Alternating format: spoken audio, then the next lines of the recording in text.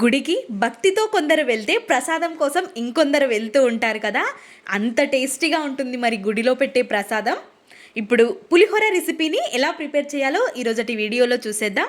ముందుగా స్టవ్ పైకి ఒక ప్యాన్ని పెట్టేసుకొని ఆ ప్యాన్లోకి నేను స్క్రీన్ మీద చూపిస్తున్న అన్ని స్పైసెస్ని మీరు రైస్ని ఎంత అయితే తీసుకుంటారో దాన్ని బట్టి స్పైసెస్ని కొద్ది కొద్దిగా యాడ్ చేసుకొని తీసుకోవాలి.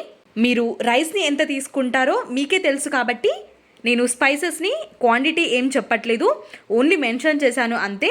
ఇప్పుడు కంప్లీట్ చల్లారనిచ్చిన తర్వాత మిక్సీ జార్లోకి వేసుకొని పొడి చేసుకొని పక్కకు పెట్టుకోవాలి.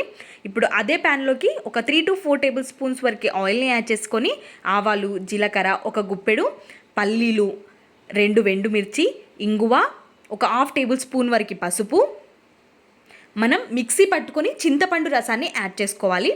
ఇప్పుడు రుచికి సరిపడా సాల్ట్, ఉడికించి పెట్టుకున్న రైస్, మనం ముందుగా పొడి చేసి పెట్టుకున్న అన్ని స్పైసెస్ పొడుల్ని ఇక్కడ యాడ్ చేసేసుకొని కలిపేసుకోవడమే. చాలా టేస్టీగా ఉంటుంది గుడిలో పెట్టే ప్రసాదం లాగా. వీడియో నచ్చితే ప్లీజ్ సబ్స్క్రైబ్.